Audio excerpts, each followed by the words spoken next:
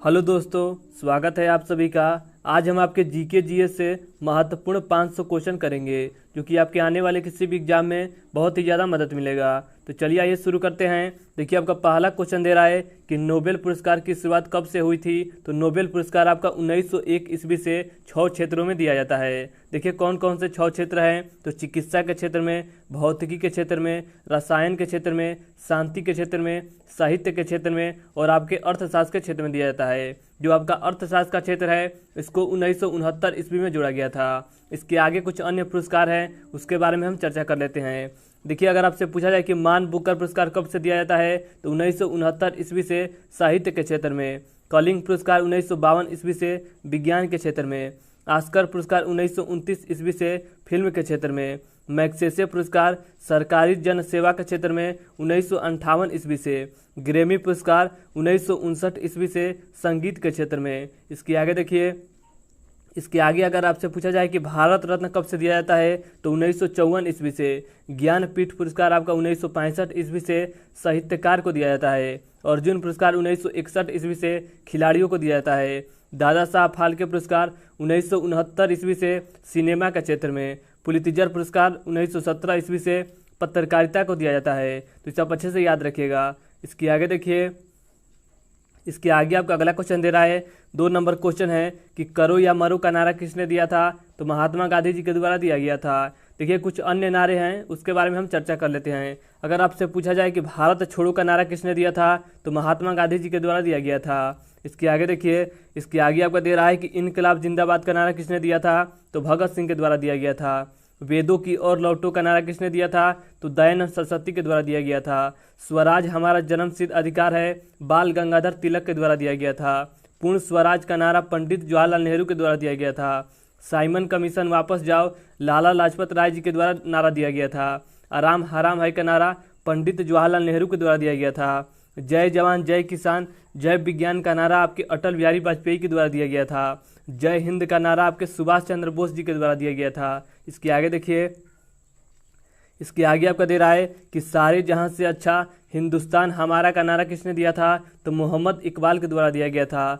सरफरोशी की तमन्ना अब हमारे दिल में है, यह नारा आपका राम प्रसाद बिस्मिल्लाह के द्वारा दिया गया था। तो ये सभी नारे आप अच्छे से याद रखिएगा। इसके आगे देखिए, इसके आगे आपका अगला क्वेश्चन दे रहा है कि भारत और चीन की सीमा रेखा को किस नाम से जाना जाता है तो इसे मैक-मोहन रेखा के नाम से जानते हैं। देखिए कुछ अन्य सीमा रेखा है, उसके बारे में चर्चा कर लेते हैं। अगर आपसे पूछा जाए कि रेड क्लिफ रेखा किस किस देश के बीच है तो भारत और पाकिस्तान के बीच है। डुरंड रेखा आपके पाकिस्तान एवं अफगानिस्तान के बीच है।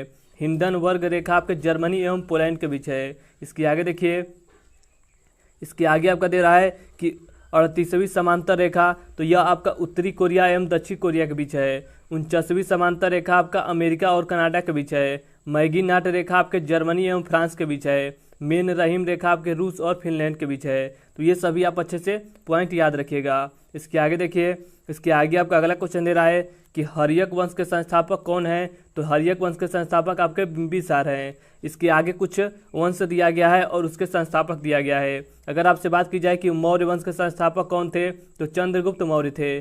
शुंग वंश के संस्थापक आपके पुष्यमित्र शुंग थे। सातवाहन वंश के संस्थापक आपके सिमुक थे। गुप्त वंश के श्रीगुप्त थे। चोल वंश के आपके विजयालय थे। राष्ट्रकूट के आपके दंतेदुर्ग थे। इसके आगे देखिए, इसके आगे आपका दे रहा है कि तुगलक वंश के कौन थे तो गयासुद्दीन तुगलक थे। लोधी वंश के आपके बहलोल लोधी थे। होयसल वंश के आपके विष्णुवर्धन थे। वहमनी वंश के आपके हसन गंगू थे। और चौहान वंश के कौन थे तो आपके वासुदेव थे। तो इन सभी वंश के संस्थापक को आप अच्छे से याद रखिएगा। इसके आगे देखिए, इसके आगे आपका अगला क्वेश्चन दे रहा है कि प्रथम बौद्ध समिति कहाँ पर हुई थी तो प्रथम बौद्ध समिति आपका राजगृह में हुई थी। और कब हुई थी तो 483 ईसा पूर्व में हुआ था। और किसके शासनकाल में हुआ था तो अजात शत्रु के शासनकाल में हुआ था। देखिए आपका बौद्ध समिति की बात करें तो टोटल आपका 4 बौद्ध समिति हुई थी। इसके आगे और देख लेते हैं कि 3 और बौद्ध समिति कहाँ कहाँ हुई थी। देखिए अगर द्वितीय बौद्ध समिति की बात करें तो 383 ईसा पूर्व में हुआ था, वैशाली में हुआ था और काला शोक के समय हुआ था। तृतीय बौद्ध समिति आपका 355 ईसा पूर्व में हुआ था, पाटलिपुत्र में हुआ था और आपके अशोक के शासनकाल में हुआ था। चतुर्थ बौद्ध समिति आपके प्रथम शताब्दी ईसा पूर्व में हुआ था, कुंडलवन कश्मीर में हुआ था और कनिष्क के शासनकाल में हुआ था। इसके आगे देखिए, इसके आगे आपका अगला क्वेश्चन दे रहा है कि मूंगफली के उत्पादन में अग्रणी राज्य कौन सा है, तो गुजरात है। कुछ आपके उत्पादन दिया गया है, उसके बारे में चर्चा कर लेते हैं। अगर आपसे पूछा जाए कि कपास के मामले में कौन सा राज्य है, तो गुजरात राज्य है। दलहन, सोयाबीन और चना में आपका मध्य प्रदेश प्रथम स्थान पर है। चावल, जूट, पटसन में आपका पश्चिम बंगाल है। काफ़ी और सूरजमुखी में आपका कर्नाटक राज्य है। इसके आगे देखिए, चाय के मामला में आपका असम राज्य है। काजू के मामला में आपका प्रथम स्थान पर केरल है। तंबाकू, हल्दी और मक्का के मामले में आपका आंध्र प्रदेश है। सेब और आपका केसर के मामले में आपका जम्मू कश्मीर है। रबर, इलायची, मसाला के मामले में आपका केरल राज्य है। बाजरा और सरसों के मामला में आपका राजस्थान राज्य है। तो ये सभी आप उत्पादन अच्छे से याद रखिएगा। इसके आगे देखिए, इसके आगे आपका दे रहा है कि गेहूं और गन्ना और आलू के मामले में कौन सा राज्य है, तो उत्तर प्रदेश है। संतरा के मामले में आपका महाराष्ट्र है। लौंग के मामले में आपका तमिलनाडु राज्य है। और अंगूर के मामले में कौन सा है, तो आपका महाराष्ट्र का नासिक है। तो ये सभी पॉइंट आप अच्छे से याद रखिएगा। देखिए, इसके आगे आपको अगला क्वेश्चन दे रहा है कि कोयला के उत्पादन में अग्रणी राज्य कौन सा है, तो झारखंड राज्य है। अगर आपसे बात की जाए कि सीसा और जिप्सम के मामले में आपका राजस्थान राज्य है। तांबा, हीरा और चूना पत्थर के मामले में आपका मध्य प्रदेश है। टीन के मामले में आपका छत्तीसगढ़ है। सोना और लौह अयस्क के मामले में आपका कर्नाटक है। चांदी, जस्ता में आपका राजस्थान है। लिग्नाइट, कोयला में आपका तमिलनाडु राज्य है। इसके आगे देखिए, इसके आगे आपका दे रहा है कि यूरेनियम और निकिल में कौन सा राज्य है, तो झारखंड राज्य है। पेट्रोलियम में आपका महाराष्ट्र है। अबरख में आपका आंध्र प्रदेश है। संगमरमर और ग्रेफाइट के मामले में आपका राजस्थान राज्य है। और थोरियम के मामले में कौन सा राज्य है, तो केरल राज्य है। तो ये सभी पॉइंट आप अच्छे से याद रखिएगा। इसके आगे देखिए, इसके आगे आपका अगला क्वेश्चन दे रहा है कि हंटर आयोग का संबंध किससे है, तो हंटर आयोग का संबंध आपके जलियांवाला बाग हत्याकांड से है। रंगराजन समिति का संबंध किससे है, तो भुगतान संतुलन से है। राजा चलैया समिति का संबंध आपके कर सुधार से है। ठक्कर आयोग का संबंध आपके इंदिरा गांधी हत्याकांड से है। बलवंत राय मेहता का संबंध आपके पंचायती राज व्यवस्था से है। सरकारिया आयोग का संबंध किससे है, तो केंद्र और राज्य के संबंध से है। तो ये सभी पॉइंट आप अच्छे से याद रखिएगा। इसके आगे देखिए, इसके आगे आपका अगला क्वेश्चन दे रहा है कि प्रथम पंचवर्षीय योजना में किसकी प्राथमिकता दी गई थी, तो इसका सही उत्तर आपका हो जाएगा कृषि की प्राथमिकता दी गई थी। द्वितीय में अगर बात की जाए तो औद्योगिकरण का प्राथमिकता दिया गया था। तृतीय में आत्मनिर्भर अर्थव्यवस्था। पंचवीं में आपका गरीबी उन्मूलन। छठवीं में आपका रोजगार। और 12वीं में आपका समावेशी विकास। और 9वीं में क्या दिया गया था, तो न्यायपूर्ण वितरण का प्राथमिकता दिया गया था। तो ये सभी पॉइंट आप अच्छे से याद रखिएगा, यहाँ से आपका क्वेश्चन बन जाता है। इसके आगे देखिए, इसके आगे आपका अगला क्वेश्चन दे रहा है कि सिख धर्म की स्थापना किसके द्वारा किया गया था, तो गुरु नानक जी के द्वारा किया गया था। अगर इसके आगे बात की जाए कि गुरुमुखी लिपि की शुरुआत किसके द्वारा किया गया था, तो गुरु अंगद के द्वारा। अमृतसर नगर की स्थापना किसके द्वारा किया गया था, तो गुरु रामदास जी के द्वारा। इसके आगे देखिए, इसके आगे आपका दे रहा है कि आदि ग्रंथ का संकलन किसके द्वारा किया गया था, तो गुरु अर्जुन देव के द्वारा। और गुरु अर्जुन देव आपके गुरुओं में 5वें गुरु थे। इनको किसके द्वारा फांसी दी गई थी, तो जहांगीर के द्वारा दिया गया था। और गुरुओं में आपके 9वें गुरु जो थे वो आपके तेग बहादुर थे। और इनको किसके द्वारा फांसी दी गई थी, तो औरंगजेब के द्वारा। इसके आगे आपका देखिए दे रहा है कि स्वर्ण मंदिर का निर्माण किसके द्वारा कराया गया था, तो गुरु अर्जुन देव के द्वारा। खालसा पथ की स्थापना आपके गुरु गोविंद सिंह के द्वारा कराया गया था। तो ये सभी पॉइंट आप अच्छे से याद रखिएगा। इसके आगे देखिए, इसके आगे आपका अगला क्वेश्चन दे रहा है कि टीबी से बचाव के लिए किस टीके का उपयोग किया जाता है, तो बीसीजी के टीके का उपयोग किया जाता है।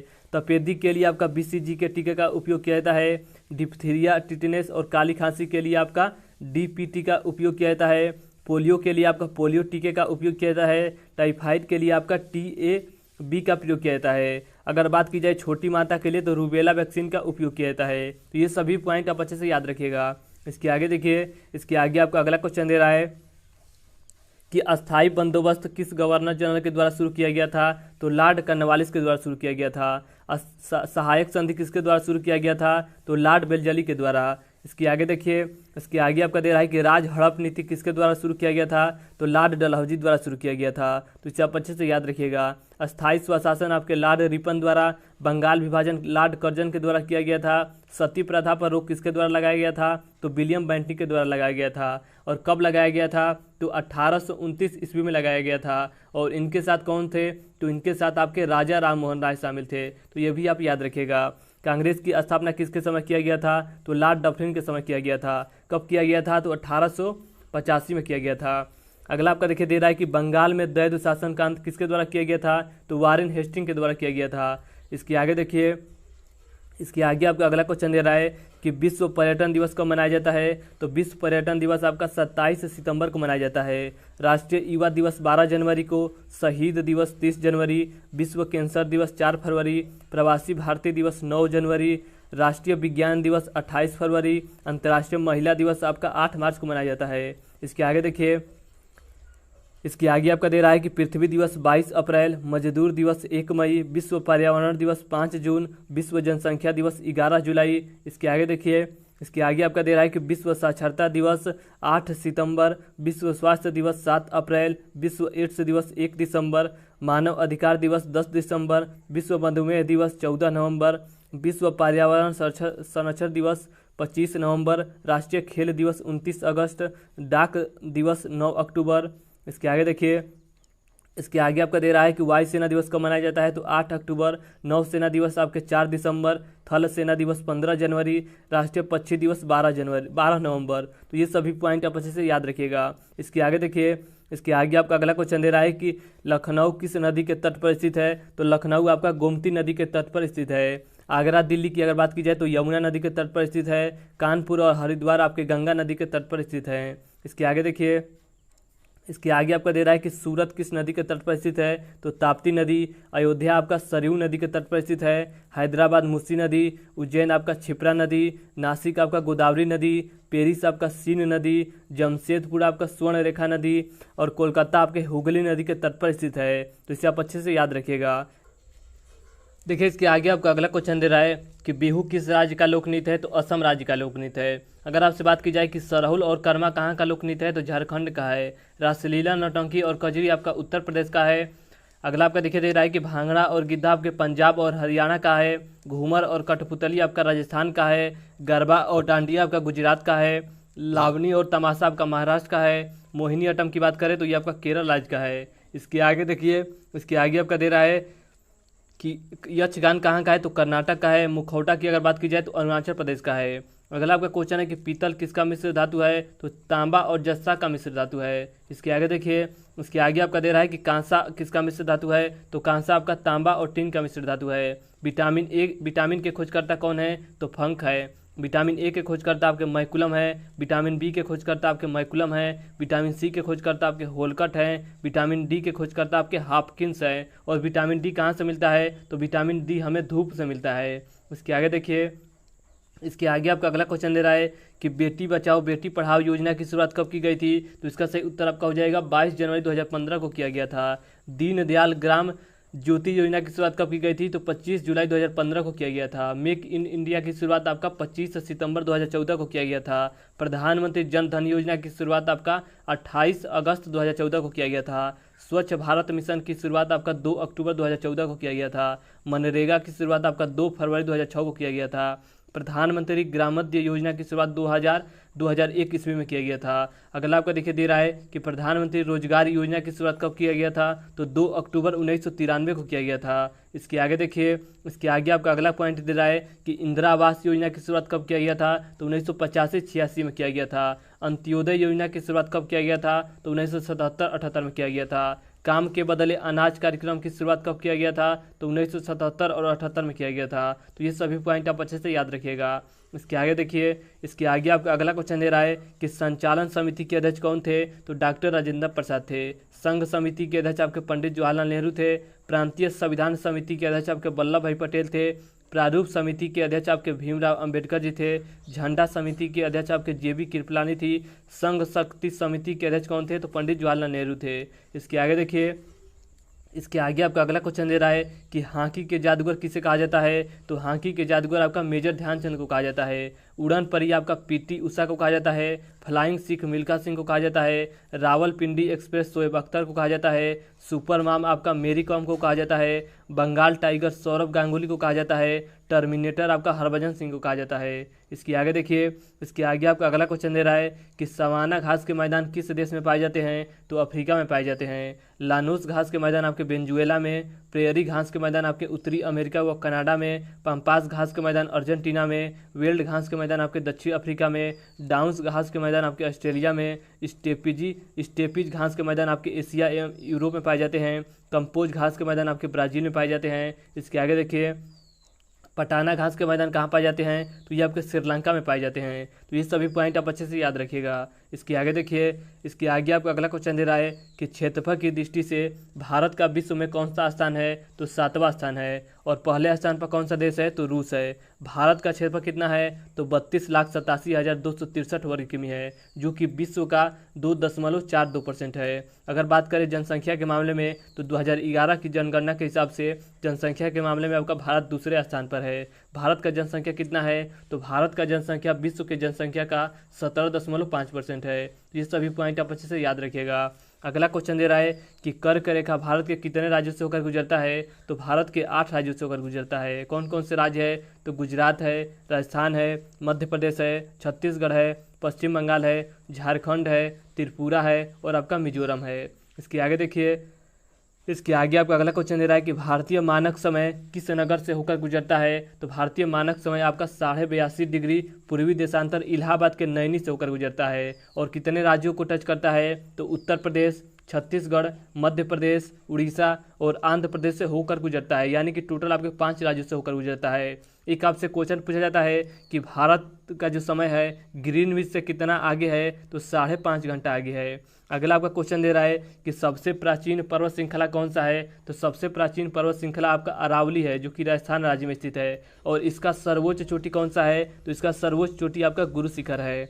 अगला आपका क्वेश्चन दे रहा है कि दक्षिण भारत की सबसे ऊंची चोटी कौन है, तो दक्षिण भारत की सबसे ऊंची चोटी आपका अनाईमुड़ी है। यह चोटी पश्चिमी घाट पर्वत का भाग है और कहाँ पर स्थित है, तो केरल में स्थित है। केरल के आपका इडुक्की जिला में स्थित है। इसके आगे देखिए, इसके आगे आपका अगला क्वेश्चन दे रहा है कि किस पहाड़ी पर पूर्वी घाट पश्चिमी घाट से मिलता है, तो नीलगिरी की पहाड़ी पर मिलता है। और नीलगिरी पहाड़ी को ब्लू माउंटेन के नाम से जाना जाता है। और इसकी सबसे ऊंची चोटी कौन है, तो दोदा बेटा है, जिसकी ऊंचाई कितनी है, तो 26 से 37 मीटर है। अगला क्वेश्चन है कि आपका नर्मदा एवं ताप्ती नदी के मध्य कौन सा पठार स्थित है, तो नर्मदा एवं ताप्ती के मध्य आपका सतपुड़ा रेंज स्थित है। यानी कि जैसे मान लीजिए ये आपका नर्मदा नदी हो गया और बीच में आपका सतपुड़ा पहाड़ स्थित है और नीचे से आपका ताप्ती नदी बहती है। तो ये क्वेश्चन आप अच्छे से याद रखिएगा। देखिए, जो आपका सतपुड़ा रेंज है इसके आपके पश्चिमी साइड में राजपीपला या बड़वानी की पहाड़ी है और इसके बीच में आपका महादेव पहाड़ी है और इसके पूरब साइड में कौन सा पहाड़ी है, तो मैकाल पठार स्थित है। एक आपसे क्वेश्चन पूछा जाता है कि सतपुड़ा रेंज की सबसे ऊंची चोटी कौन है, तो सतपुड़ा रेंज की सबसे ऊंची चोटी आपका धूपगढ़ है,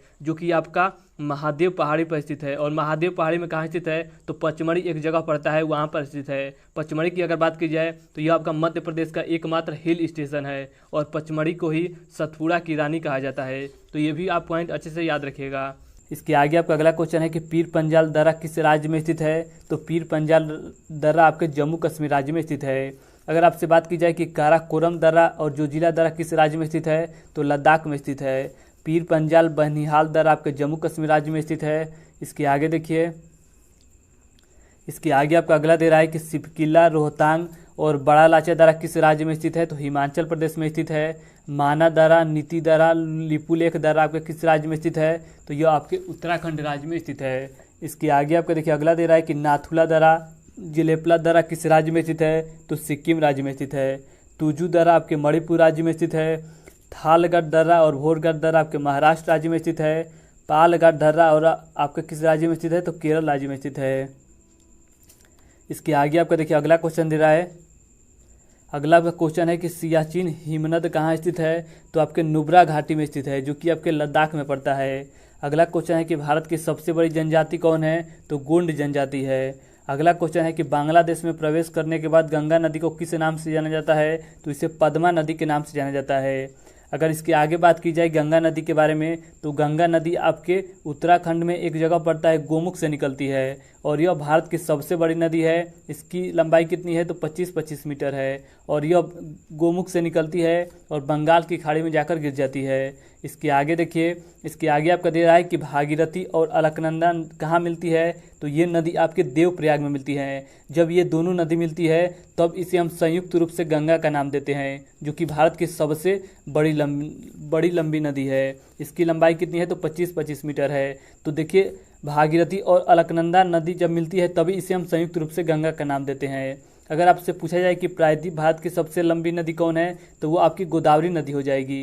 लेकिन अगर आपसे बात करेगा कि भारत की सबसे बड़ी नदी कौन है तो आपकी गंगा नदी है, जिसकी लंबाई 25-25 मीटर है। तो इसे आप अच्छे से याद रखिएगा। इसके आगे चलिए, इसके आगे आपको देखिए अगला क्वेश्चन दे रहा है कि कावेरी नदी का उद्गम कहाँ से होता है। तो कावेरी नदी का उद्गम आपके ब्रह्मगिरी की पहाड़ी से होता है। इसके आगे आपका 34 नंबर क्वेश्चन है कि किस नदी पर शिव समुद्रम जलप्रपात स्थित है। तो कावेरी नदी पर स्थित है। और किस राज्य में है तो कर्नाटक राज्य में है। इसके आगे कुछ जलप्रपात दिया है, उसके बारे में हम चर्चा कर लेते हैं। अगर आपसे पूछा जाए कि सबसे बड़ा जलप्रपात कौन है तो वो आपका जोग या गरसोप्पा जलप्रपात है, जो कि शरावती नदी पर है और कर्नाटक राज्य में स्थित है। हुंडरू जलप्रपात आपकी स्वर्ण रेखा नदी पर है, जो कि रांची में है। कपिल धारा जलप्रपात आपकी नर्मदा नदी पर है, अनूपपुर जिला में स्थित है। अनूपपुर की बात करें तो अनूपपुर में ही आपका एक जगह पड़ता है अमरकंटक। यहाँ से 3 नदी का उद्गम होता है, एक आपकी नर्मदा नदी, एक आपकी सोन नदी और एक आपका जोहिला नदी का उद्गम होता है। तो ये तीनों फैक्ट आप अच्छे से याद रखिएगा। अगर इसके आगे बात करें धुआंधार जलप्रपात की तो ये आपकी नर्मदा नदी पर है और जबलपुर जिला में स्थित है। चित्रकूट जलप्रपात की बात करें तो इंद्रावती नदी पर है और कहाँ पर है तो बस्तर छत्तीसगढ़ में है। इसके आगे देखिए, इसके आगे आपका दे रहा है चुलिया जलप्रपात। तो चुलिया जलप्रपात आपके चंबल नदी पर स्थित है और राजस्थान राज्य में स्थित है। दुग्ध धारा जलप्रपात आपकी नर्मदा नदी पर है और किस राज्य में स्थित है तो मध्य प्रदेश राज्य में स्थित है। इसके आगे देखिए, इसके आगे आपका अगला क्वेश्चन दे रहा है कि भारत की सबसे बड़ी मीठे पानी की झील कौन है। तो बुलर झील है, जो कि आपके जम्मू कश्मीर राज्य में स्थित है। इसके आगे कुछ अन्य झील दे रहा है, जैसे अगर आपसे पूछा जाए कि वेबनाथ झील किस राज्य में स्थित है तो केरल राज्य में स्थित है। चिल्का झील की बात करें तो उड़ीसा राज्य में है और यह आपकी खारे पानी की झील है। डल झील आपका श्रीनगर में स्थित है।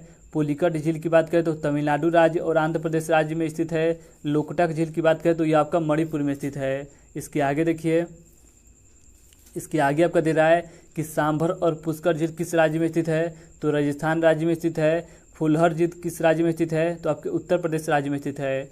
अगला आपका क्वेश्चन दे रहा है कि भारत के किस राज्य में मानसून का आगमन सबसे पहले होता है तो केरल राज्य में होता है। और मानसून का आगमन कब होता है तो लगभग आपके जून माह में होता है। इसके आगे आपका अगला पॉइंट दे रहा है कि भारत में अधिकांश वर्षा कैसे होती है तो दक्षिण पश्चिमी मानसून से होती है। ये क्वेश्चन बहुत ही महत्वपूर्ण है, तो इसे आप अच्छे से याद रखिएगा। अगला आपका क्वेश्चन दे रहा है कि भारत के उत्तरी मैदान में शीत ऋतु में वर्षा होती है तो पश्चिमी विक्षोभ के द्वारा होती है। इसके आगे चलिए, और इसके आगे आपका देखिए अगला क्वेश्चन दे रहा है कि तमिलनाडु में शरदकालीन वर्षा अधिकांशतः किस कारण से होती है तो उत्तर पूर्वी मानसून से होती है। रेगुर मिट्टी किसका नाम है तो रेगुर मिट्टी आपकी काली मिट्टी को कहा जाता है और यह आपके महाराष्ट्र और गुजरात वाले साइड में मिलता है। और रेगुर मिट्टी में आपका सबसे ज़्यादा आपका जो उत्पादन किया जाता है कपास का उत्पादन किया जाता है और कपास के मामले में आपका गुजरात प्रथम राज्य पर है। गुजरात की बात करें तो गुजरात आपके मूंगफली के मामले में भी प्रथम स्थान पर है।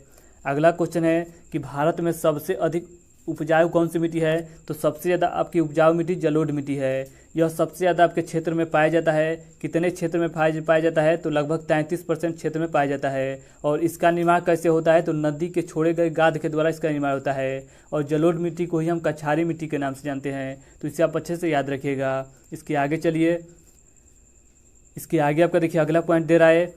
अगला आपका क्वेश्चन है कि कत्था बनाने हेतु किस लकड़ी का प्रयोग किया जाता है तो खैर का प्रयोग किया जाता है। अगला आपका क्वेश्चन है कि सरदार सरोवर बांध किस नदी पर बनाया गया है तो नर्मदा नदी पर बनाया गया है। और इससे कितने राज्यों को लाभ मिलता है तो देखिए कितने राज्यों को लाभ मिलता है तो गुजरात को मिलता है, महाराष्ट्र को मिलता है, मध्य प्रदेश को मिलता है और आपके राजस्थान को मिलता है। सबसे ज़्यादा अगर पानी की बात करें तो सबसे ज़्यादा पानी आपका 65% मध्य प्रदेश को मिलता है। और सबसे ज़्यादा बिजली की बात करें तो यह आपका 57% बिजली मध्य प्रदेश को मिलता है। और नर्मदा नदी कहाँ से निकलती है तो ये आपकी अमरकंटक से निकलती है और कहाँ जाकर गिर जाती है तो यह आपके अरब सागर में जाकर गिर जाती है। तो ये भी आप पॉइंट अच्छे से याद रखिएगा। इसके आगे चलिए, इसके आगे आपका देखिए अगला क्वेश्चन दे रहा है कि सरदार सरोवर परियोजना के विरोध में कौन थे तो मेघा पाटकर थे। भाखड़ा नागल बांध किस नदी पर बनाया गया है तो सतलज नदी पर बनाया गया है। हीरा कुंड बांध कौन सी नदी पर बनाया गया है तो महानदी पर बनाया गया है। इसके आगे देखिए, इसके आगे आपका अगला दे रहा है क्वेश्चन कि विश्व में हरित क्रांति के जनक कौन है तो नॉर्मन ई बोरलांग है। अगर बात करें कि भारत में हरित क्रांति के जनक कौन है तो MS स्वामीनाथन है। हरित क्रांति का संबंध किससे है तो खाद्य उत्पादन से है। सुनहरी क्रांति का संबंध किससे है? तो फल एवं सब्जी उत्पादन से है। इसके आगे देखिए, इसके आगे आपका दे रहा है कि श्वेत क्रांति का संबंध किससे है? तो दुग्ध उत्पादन से है। भूरी क्रांति का संबंध आपके उर्वरक उत्पादन से, नीली क्रांति का संबंध आपके मत्स्य उत्पादन से, लाल क्रांति का संबंध आपके मांस एवं टमाटर उत्पादन से, काली क्रांति का संबंध आपके पेट्रोलियम उत्पादन से, गोल क्रांति का संबंध आपके आलू उत्पादन से, पीली क्रांति का संबंध आपके तिलहन उत्पादन से, गुलाबी क्रांति का संबंध आपके झींगा प्याज उत्पादन से। इसके आगे देखिए, इसके आगे आपका दे रहा है कि अगला आपका क्वेश्चन है 47 नंबर। 47 नंबर आपका क्वेश्चन है कि इंडिका पुस्तक के लेखक कौन है? तो इंडिका पुस्तक के लेखक आपके मेगास्थनीज है। इसके आगे कुछ अन्य पुस्तक दे रहा है, उसके बारे में हम चर्चा कर लेते हैं। जैसे देखिए, अगर आपसे पूछा जाए कि मेघदूत, कुमार संभवम, अभिज्ञान शकुंतलम के लेखक कौन है? तो आपके कालिदास है। कालिदास को भारत का शेक्सपियर भी कहा जाता है। मुद्रा राक्षस के लेखक आपके विशाख दत्त हैं। अष्टाध्यायी के लेखक आपके पढ़नी हैं। अर्थशास्त्र के लेखक चाणक्य है। राज तरंगरी के लेखक आपके कल्हण हैं। हर्षचरित और कादम्बरी के लेखक आपके बाणभट्ट है। पंचतंत्र के लेखक आपके विष्णु शर्मा है। गीत गोविंद के जयदेव हैं। पृथ्वीराज रासो के चंद बरदाई हैं। शाहनामा के लेखक फिरदौसी है। आईने अकबरी के लेखक आपके अबुल फजल हैं। बाबरनामा किसके द्वारा लिखा गया है? तो बाबर के द्वारा। अकबरनामा आपके अबुल फजल के द्वारा। हुमायूंनामा गुलबंद बेगम के द्वारा। मिलिंद पन्हो की बात करें तो नागसेन के द्वारा लिखा गया है। इसके आगे चलिए, इसके आगे आपका देखिए दे रहा है कि बुद्ध चरित्र के लेखक कौन है? तो अश्वघोष है। भारत भारतीय के लेखक कौन है? तो मैथिली शरण गुप्त है। वंदे मातरम किसके द्वारा लिखा गया है? तो बंकिम चंद्र चटर्जी के द्वारा। यंग इंडिया आपके महात्मा गांधी जी के द्वारा। लाइफ डिवाइन अरविंद घोष के द्वारा। भारत एक खोज की बात करें तो पंडित जवाहरलाल नेहरू के द्वारा लिखा गया है।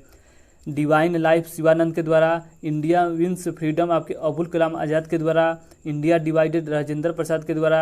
गोदान की बात करें तो मुंशी प्रेमचंद के द्वारा लिखा गया है। मालती माधव किसके द्वारा लिखा गया है? तो भवभूति के द्वारा लिखा गया है। तो ये सभी पुस्तक आप अच्छे से याद रखिएगा।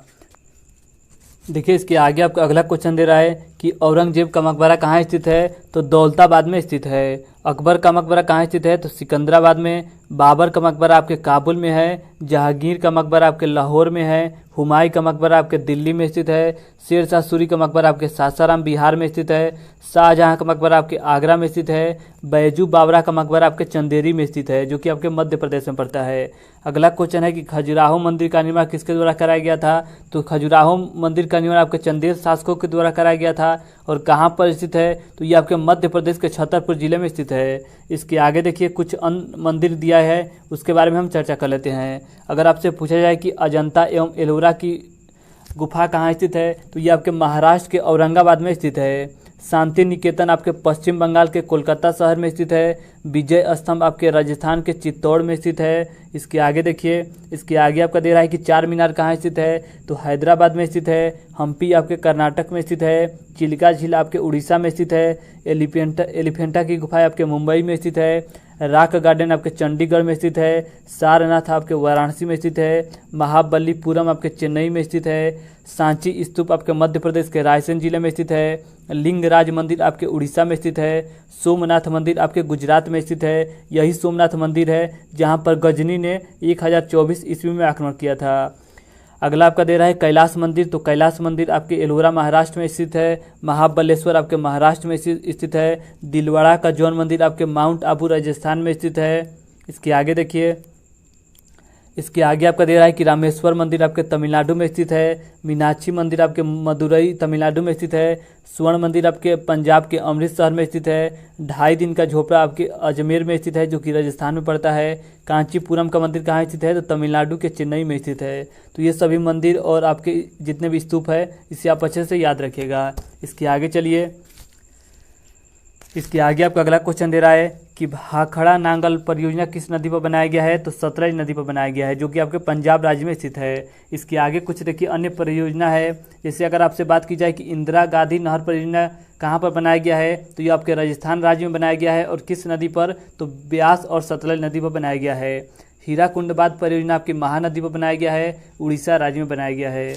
इसके आगे देखिए, इसके आगे आपका दे रहा है कि तुंगभद्रा परियोजना की बात करें तो तुंगभद्रा नदी पर बनाया गया है, आंध्र प्रदेश में बनाया गया है। फरक्का परियोजना आपकी गंगा नदी और भागीरथी नदी पर बनाया गया है, पश्चिम बंगाल राज्य में बनाया गया है।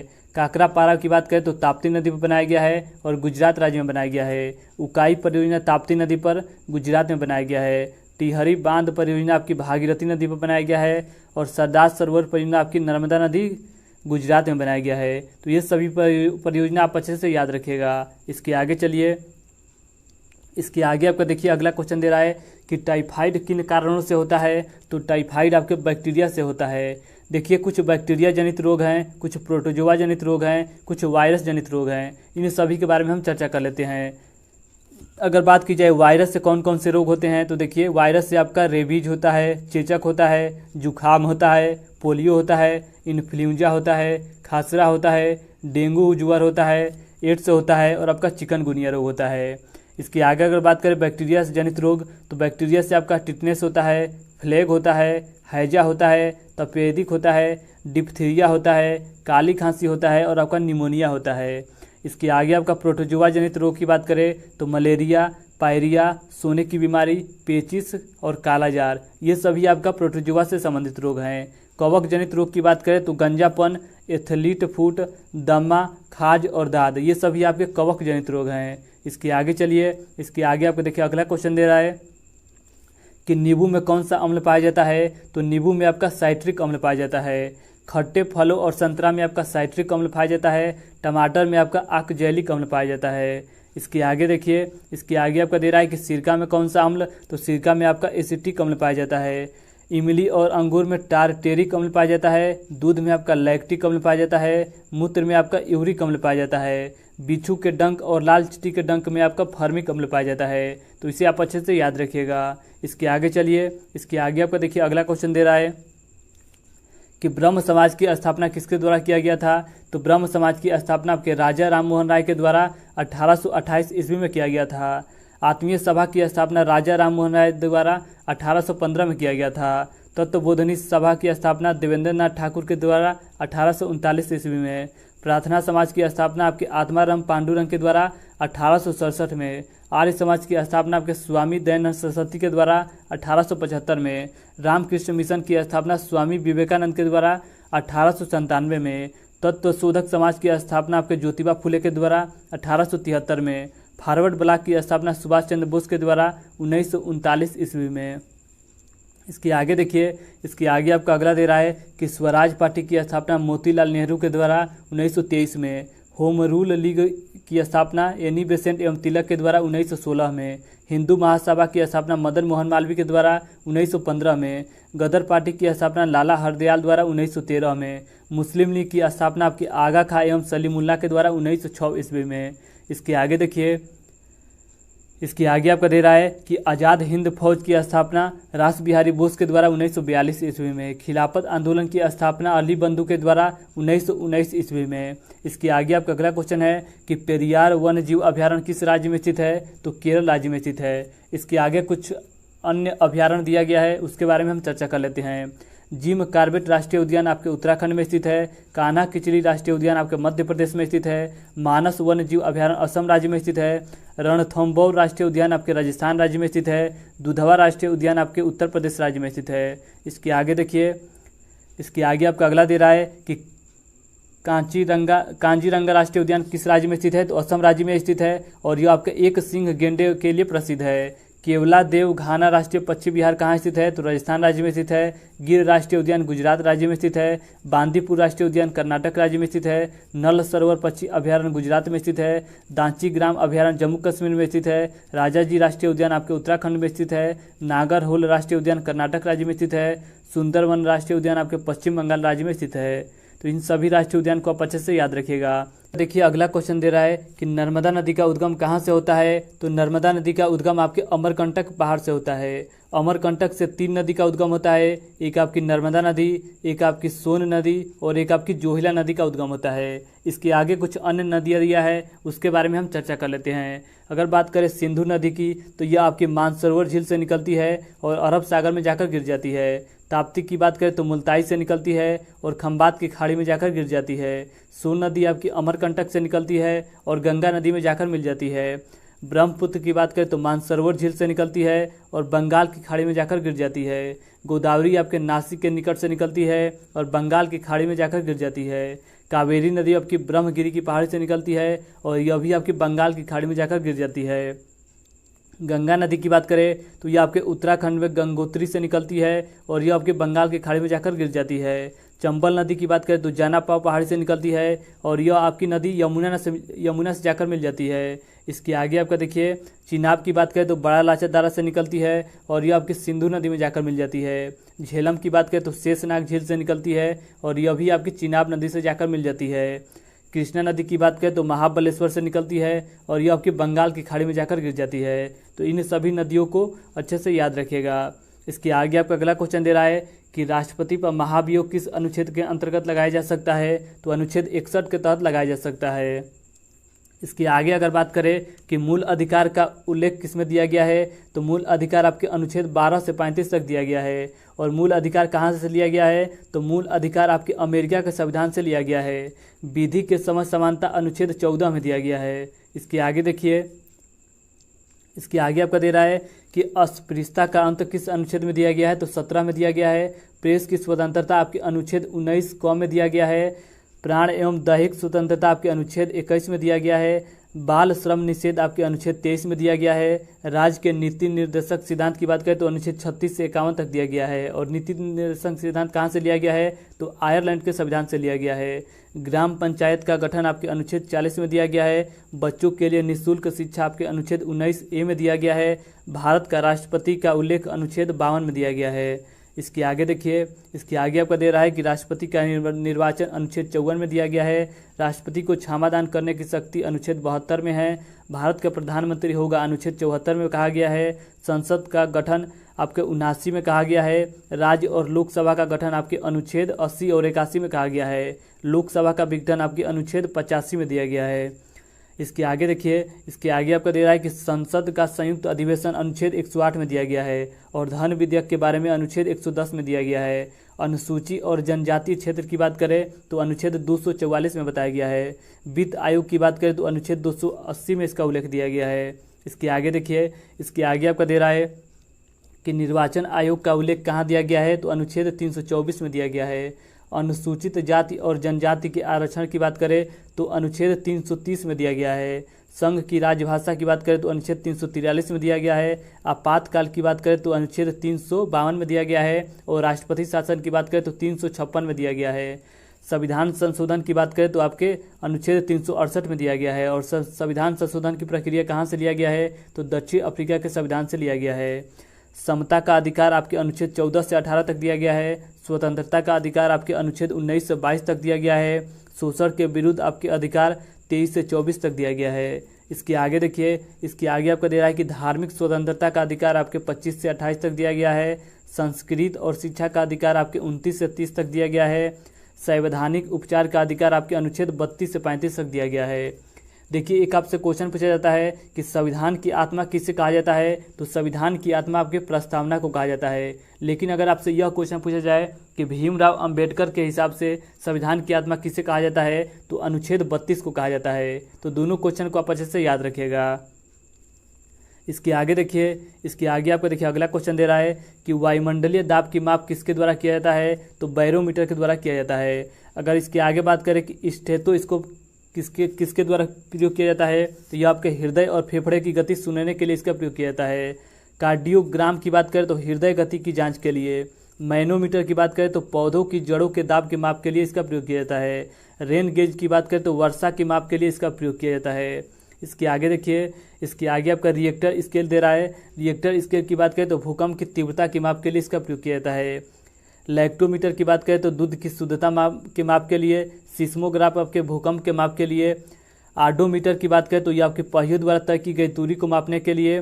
टेकोमीटर की बात करें तो विमान की गति को मापने के लिए इसका प्रयोग किया जाता है।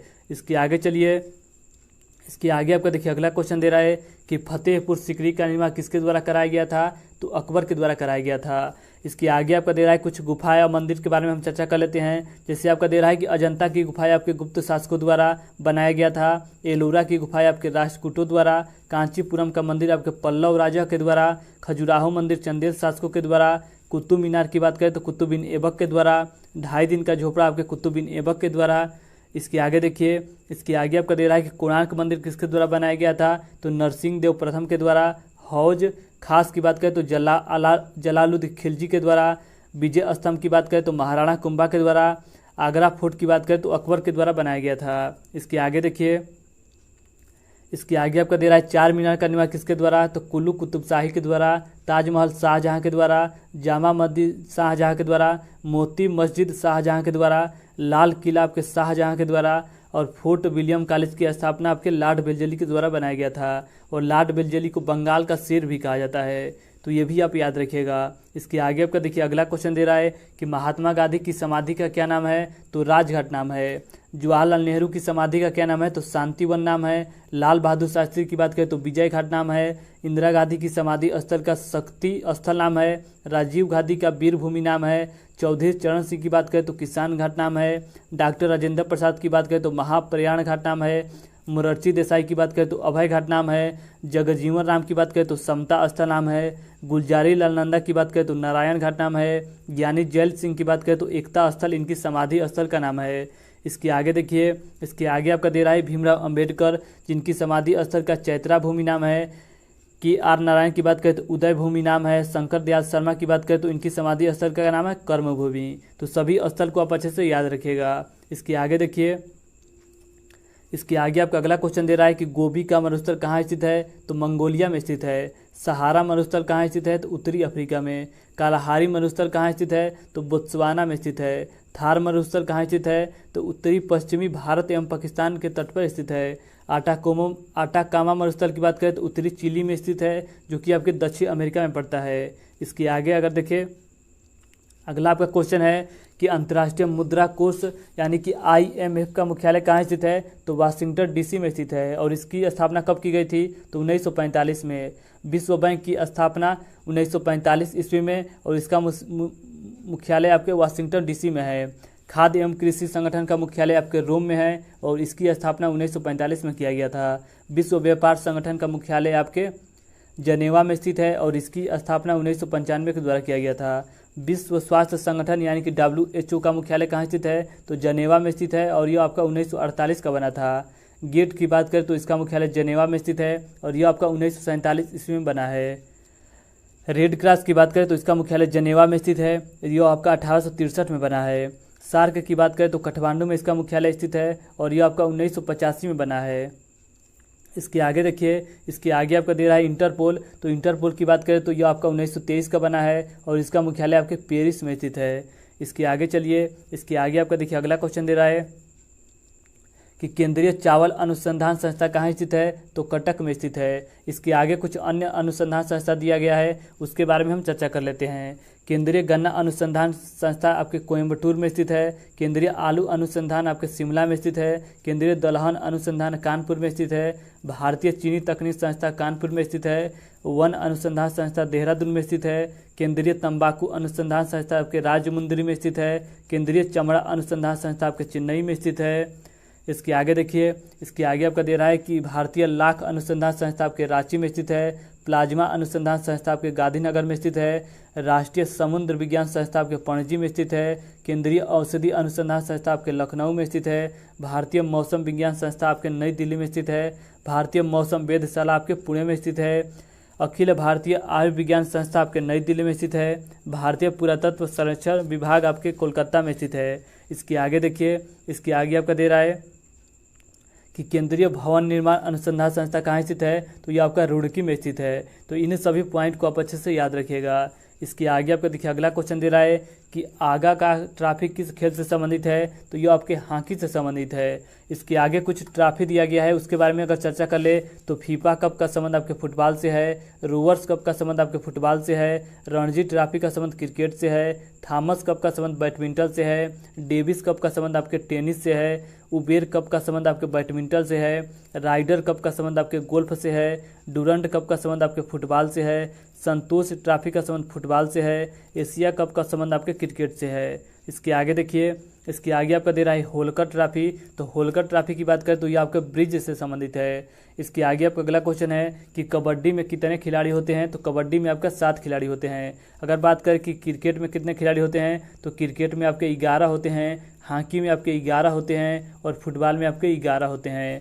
यानी कि क्रिकेट में 11 होते हैं, खो खो में 9 खिलाड़ी होते हैं, पोलो में 4 खिलाड़ी होते हैं, लाल टेनिस में आपका 1 या 2 होते हैं, बैडमिंटन में आपके 1 या 2 होते हैं, फुटबॉल में 11 होते हैं, वाटर पोलो में आपके 7 खिलाड़ी होते हैं। इसके आगे देखिए, इसके आगे आपका दे रहा है कि वॉलीबॉल में 6 खिलाड़ी होते हैं, बास्केटबॉल में 5 खिलाड़ी होते हैं, टेबल टेनिस में 1 या 2 होते हैं, रग्बी फुटबॉल में सबसे ज़्यादा आपके 15 खिलाड़ी होते हैं, बेसबॉल में 9 खिलाड़ी होते हैं और आपके हॉकी में 11 खिलाड़ी होते हैं। इसके आगे देखिए, इसके आगे आपका आज का लास्ट क्वेश्चन दे रहा है कि हरित क्रांति का संबंध किससे है। तो हरित क्रांति का संबंध आपके खाद्य उत्पादन से है। नीली क्रांति का संबंध आपके मत्स्य उत्पादन से है। पीली क्रांति का संबंध आपके तिलहन उत्पादन से है।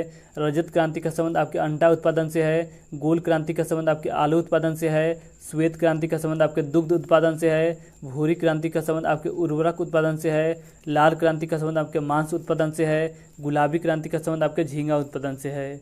इसके आगे देखिए, इसके आगे आपका दे रहा है कि सुनहरी क्रांति का संबंध किससे है। तो फल एवं सब्जी उत्पादन से है। तो आज हमने आपके लगभग 500 प्लस क्वेश्चन लगाए, जो कि आपके आने वाले किसी भी एग्जाम में बहुत ही ज़्यादा मदद मिलेगा। तो अगर आपको वीडियो अच्छा लगता है तो वीडियो को लाइक और शेयर करना मत भूलिएगा।